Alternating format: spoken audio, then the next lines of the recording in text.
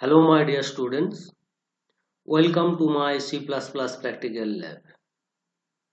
আজকের এই ভিডিও টিউটোরিয়ালে আমি তোমাদের ফর লুপ সম্পর্কে আলোচনা করব। টার্বো শিটটা ওপেন করছি।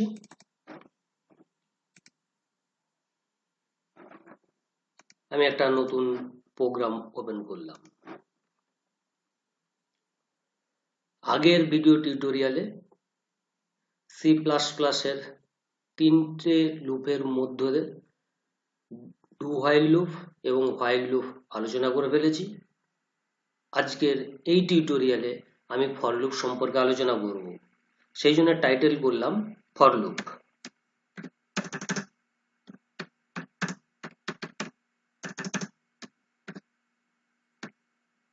এবার একটা প্রোগ্রামের বেসিক যে ব্লকটা লেখার দরকার হয় আমি সেই ব্লকটা লিখছি।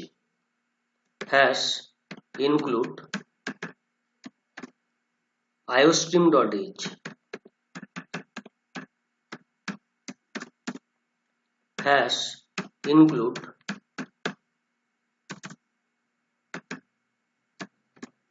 conio.h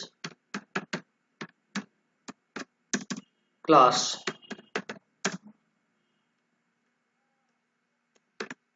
a আমি এখানে যে কোনো নাম দিতে পারি। void main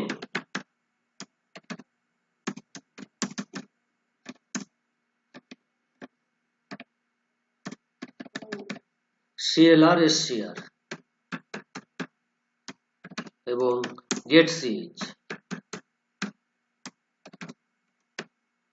তাহলে এই পর্যন্ত আমরা বেসিক ব্লকটা আমরা লিখলাম। মনে রাখার বিষয়, ক্লাসে টার্মিনেটেড উইথ সেমিকোলন, ক্লাস একটা সেমিকোলন দ্বারা শেষ হয়। এবার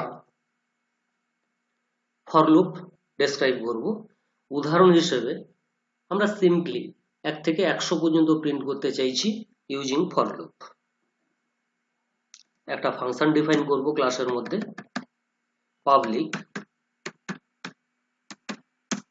void print। এবার এই ফাংশনটাকে ডেসক্রাইব করব, ডিফাইন করব। void a scope resolution of order print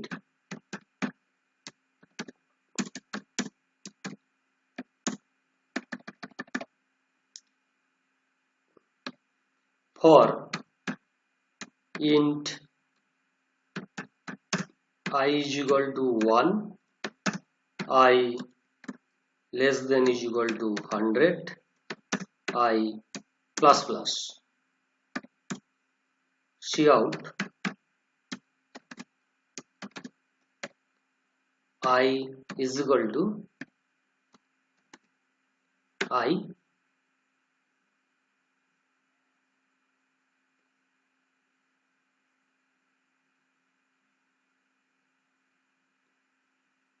simply I এর ভ্যালুটা এটা দেখানোর দরকার নেই, কেবল আমরা ভ্যালুগুলোকে প্রিন্ট করব I এবং একটা ভ্যালু থেকে আরেকটা ভ্যালু দুটো স্পেস দ্বারা সেপারেট করব।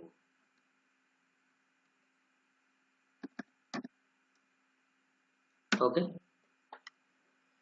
প্রোগ্রামটা লেখা কমপ্লিট হলো। এবার প্রোগ্রামটা সেভ করছি, কম্পাইল করছি, এরর নেই, রান করলাম। সরি, তাহলে এখানে একটা জিনিস লেখা হয়নি, একটা কোড লেখা হয়নি, সেটা হচ্ছে ক্লাসের অবজেক্ট এবং মেথডটাকে কল করা হয়নি। আমরা মেনে এলাম, ক্লাস এ, তার অবজেক্ট তৈরি করলাম স্মল এ, স্মল এ হচ্ছে এ ক্লাসের অবজেক্ট। এবার আমরা এই অবজেক্টটাকে নিয়ে তার মেম্বার মেথড প্রিন্টকে কল করব, এ ডট প্রিন্ট।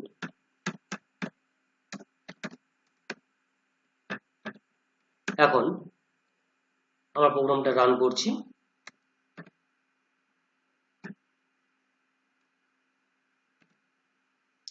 তাহলে আমরা কি দেখতে পেলাম, 1 থেকে 100 পর্যন্ত প্রিন্ট হলো ইউজিং ফর লুপ। আমরা যদি মনে করি যে কেবলমাত্র 1 থেকে 100-র মধ্যে ইভেন অড নাম্বারগুলো অর্থাৎ বিজোড় সংখ্যাগুলো দেখতে চাই, তাহলে আমরা সিম্পলি এখানে কোড চেঞ্জ করব, i is equal to i plus 2, 2 করে বাড়িয়ে দেব। দেখা যাক আমাদের সেই প্রপার আউটপুটটা আসে কিনা। আমরা আবার রান করছি।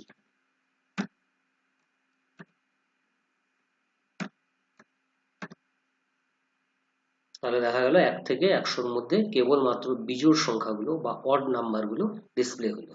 একই রকম ভাবে আমরা যদি জোড় সংখ্যাগুলো দেখতে চাই, তাহলে আমরা i এর ভ্যালু 1 এর পরিবর্তে 2 ইনিশিয়ালাইজ করব। অর্থাৎ 2 থেকে যদি আরম্ভ করি, 2 করে যদি ইনক্রিমেন্ট করে যাই প্রতি ইটারেশনে, তাহলে সংখ্যাগুলো 2, 4, 6 এভাবে 100 পর্যন্ত ডিসপ্লে করবে।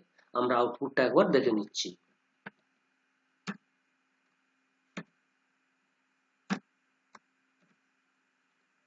তাহলে কেবলমাত্র ইভেন নাম্বার বা জোড় সংখ্যাগুলো এখানে ডিসপ্লে করবে।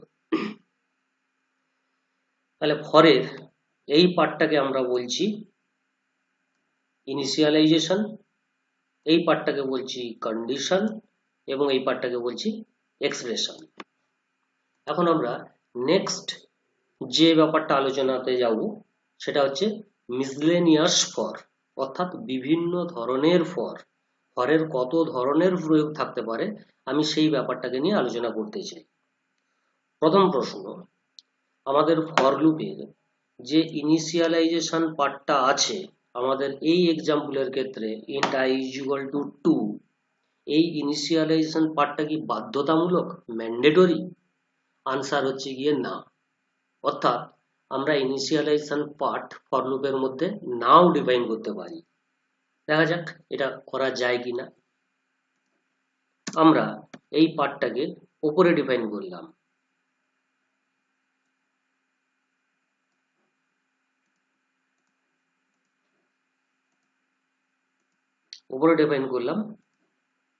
এখানে যেমন সেমিকোলন ছিল তেমন সেমিকোলন রাখবো, খালি ইনিশিয়ালাইজেশনের জায়গাটাতে এই জায়গাটাতে আমরা ব্ল্যাঙ্ক রাখলাম। তাহলে দেখা যাক আমরা একই ধরনের আউটপুট পাই কিনা।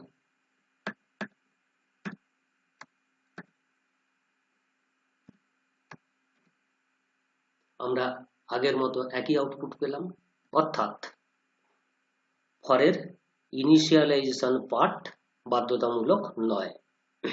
এখন কোশ্চেন, ফরের কন্ডিশন পার্ট, এই পার্টটা কি বাধ্যতামূলক? আনসার না। অর্থাৎ কন্ডিশন পার্টটাও ফরের মধ্যে দেওয়াটা বাধ্যতামূলক নয়। আমরা যদি ফর লুপের বডিতে কন্ডিশনটাকে সেভাবে ডিফাইন করি, সেভাবে ডেসক্রাইব করি, তাহলে কন্ডিশন পার্টটাও ফর লুপের মধ্যে দেওয়ার প্রয়োজন হবে না। আমি প্রোগ্রামটাকে সেভাবে ডিজাইন করছি।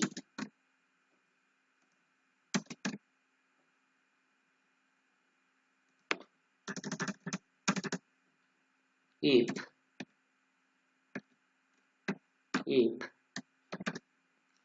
I less than is equal to 100, তাহলে এটা প্রিন্ট হবে else break, অর্থাৎ যদি 100 থেকে বেরিয়ে যায় তখন লুপ থেকে বেরিয়ে যাবে। তাহলে এই কন্ডিশন পার্টটাকে আমি ব্ল্যাঙ্ক রাখলাম, নাল রাখলাম, এখানে কোনো ভ্যালু আমি রাখলাম না। দেখা যাক আমরা আগের মতো সেম আউটপুট পাই কিনা। আমরা আগের মতো একই আউটপুট পাবো।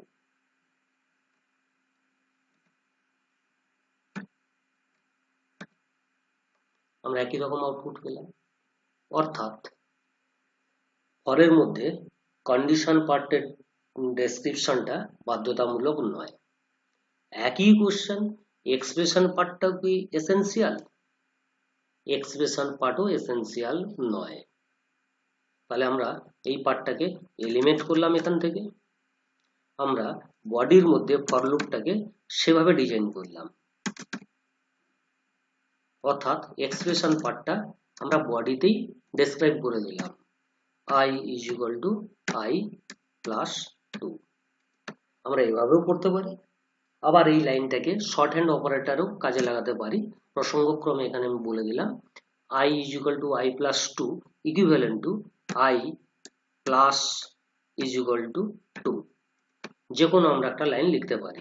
এই লাইনটাকে আমরা বলি short hand operator. I plus is equal to এটাকে বলা হয় থেকে শর্ট হ্যান্ড অপারেটর। আমি একটা লাইনকে অফ করে দিলাম। তাহলে বর্তমান এই ফর লুপে এক্সপ্রেশন পার্টটাও নেই। তাহলে আমরা রান করলে কি আগের আউটপুট পাবো? অবশ্যই আমরা আগের আউটপুট পাবো। আমরা রান করছি।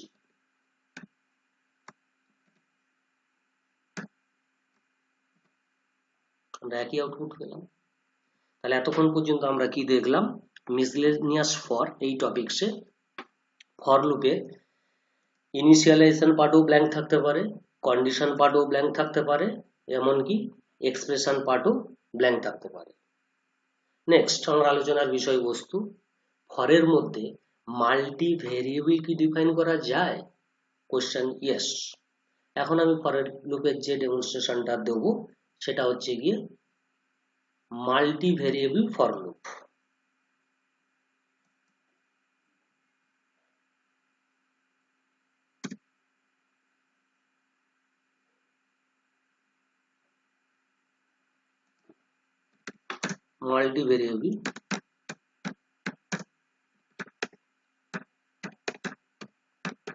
multivariable for loop।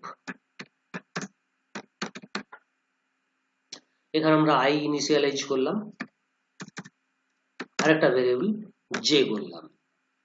ফর লুপের মধ্যে আমরা ইনিশিয়ালাইজ করলাম I is equal to 1, j is equal to 1। কন্ডিশনের মধ্যে আমরা ডেসক্রাইব করলাম I less than is equal to 4, j less than is equal to 5। Expression section I plus plus, j plus plus. এখন আমরা I এবং j কে print করব। আগের unusable কোডগুলোকে delete করে দিলাম। সি আউটটাকে আমাদের প্রয়োজন মতো করে ডেসক্রাইব করছি। সি আউট I প্রিন্ট করব, I is equal to I, এবার প্রিন্ট করব j, j is equal to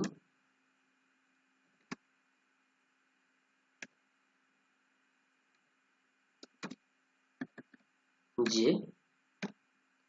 new line হিসেবে আমরা এসকেপ সিকোয়েন্সও ব্যবহার করতে পারি, এই জিনিসটাও ব্যবহার করতে পারি, অথবা NDLN ও আমরা ব্যবহার করতে পারি। ENDLN, আমি এখানে NDLN ব্যবহার করছি কারণ ব্যাকস্ল্যাশ n এর সঙ্গে আমরা হ্যাবিচুয়েটেড। সি প্লাস প্লাস একটা নিউ টার্ম NDLN, আমি সেটা ইউজ করছি। ENDLN এটা নিউ লাইনের জন্য এটা ব্যবহার করা হয়। তাহলে এখন যদি আমরা এটাকে রান করাই তাহলে আমরা কি দেখতে পাবো? I এর ভ্যালুও দেখতে পাবো, j এর ভ্যালুও দেখতে পাবো, এবং সেটা কত দূর পর্যন্ত রান করবে? 5 পর্যন্ত রান করবে।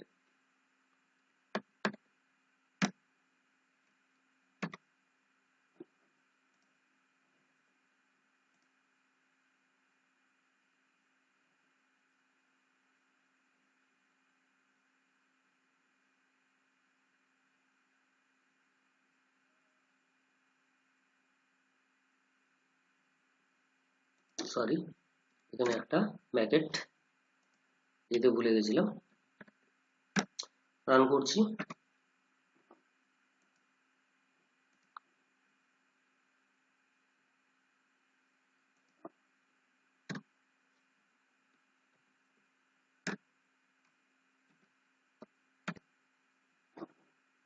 ENDL নট ENDLN, নিউ লাইনের জন্য ENDL।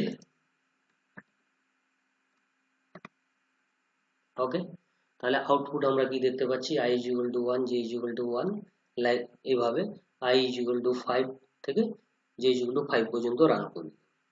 এখন প্রশ্ন,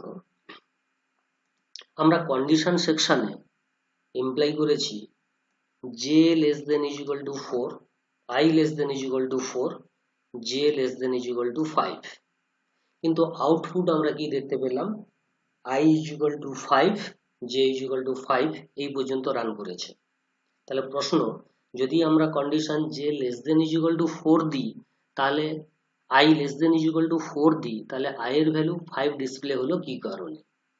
এখানে বক্তব্য, যদি আমরা মাল্টিভেরিয়েবল ফর ব্যবহার করি এবং কন্ডিশন পার্টে মোর দেন ওয়ান কন্ডিশন ইমপ্লাই করি, তাহলে যদি কোনো একটা কন্ডিশন স্যাটিসফাই করে ফর লুপ এক্সিকিউট হবে।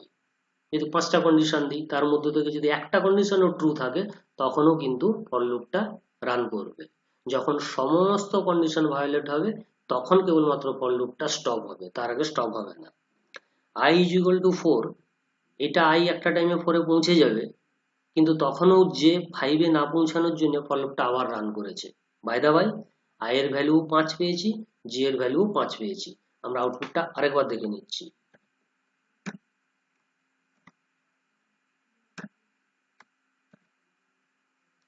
i এর ভ্যালু 5 হয়েছে, j এর ভ্যালু 5 হয়েছে।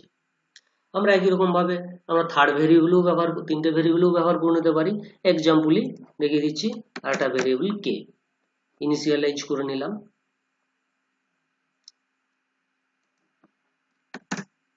k = 1। তাহলে কন্ডিশন পার্টে যেহেতু যে কোনো একটা কন্ডিশন ট্রু হলেই রান করবে, সেই জন্য k এর কন্ডিশনও আমরা আর দিচ্ছি না, এবং একটা কন্ডিশনই রাখলাম, i <= 4টাকে তুলে দিলাম। কারণ j <= 5 হলেও যেহেতু ফর লুপটা রান করবে, সেই জন্য কন্ডিশন একটা রাখলাম। এখানে কি করলাম, k++, এটাকে ডিসপ্লে করতে হবে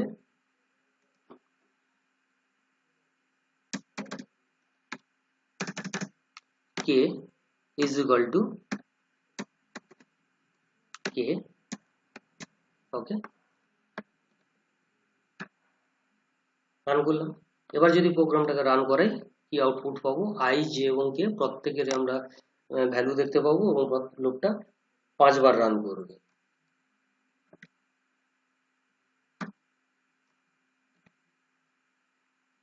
তাহলে i = 1, j = 1, k = 1 থেকে রান করেছে i = 5, j = 5, k = 5 এই পর্যন্ত রান করেছে। এবার ফর লুপের আরেকটা এক্সাম্পলে আসবো, nested for loop. Nested for loop মানে লুপের মধ্যে লুপ। যদি কোনো একটা লুপের মধ্যে এক বা একাধিক লুপ ব্লক দেখতে পাওয়া যায়, তখন তাকে আমরা নেস্টেড লুপ বলে থাকি। তাহলে এখন যদি আমরা নেস্টেড ফর লুপের এক্সাম্পল দিই, তাহলে একটা ফর লুপের মধ্যে আরেকটা ফর লুপকে দেখতে পাবো। তাহলে আমরা এখানে একটা রিমার্ক করলাম, নেস্টেড ফর লুপ।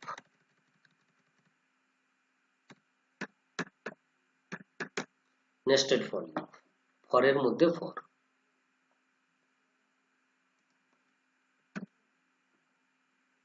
আমরা প্রয়োজন মতো করে কোডটাকে আবার সাজিয়ে নিচ্ছি।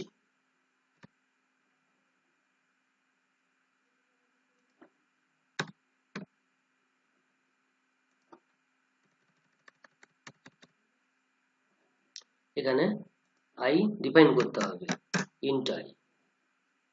আবার ফরের মধ্যে আরেকটা ফর দিতে চাইছি, for int j = 1, j <= 4, j++। কি দেবো, i এর ভ্যালু প্রিন্ট করব, আর j এর ভ্যালু প্রিন্ট করব, k এর ভ্যালু নরমালি। ওকে, তাহলে এখান থেকে এইটা একটা ফর লুপ, এটাকে আমরা বলবো আউটার লুপ। আর এই ফর লুপের মধ্যে এখানে আরেকটি ফর লুপ, অর্থাৎ উপরের আউটার লুপের মধ্যে ভেতরে আরেকটা ফর লুপ দেখতে পাওয়া যাচ্ছে, যে কারণে আমরা নেস্টেড ফর লুপ বলছি। ভেতরের লুপটাকে আমরা বলবো ইনার লুপ। তাহলে এটা হচ্ছে ইনার লুপ। আর ওপরেরটা হচ্ছে গিয়ে আউটার লুপ।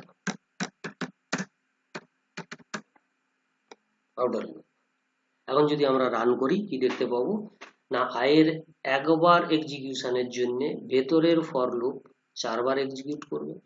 আবার আয়ের ভ্যালু যখন 2 হবে তখন ভেতরের লুপ আবার 4 বার এক্সিকিউট করবে। অর্থাৎ আয়ের এক ভ্যালু বাড়ার জন্য যে 1 থেকে 4 পর্যন্ত 4 বার এক্সিকিউট হবে। আউটপুটটা দেখলে আরো বেশি ক্লিয়ার হওয়া যায়।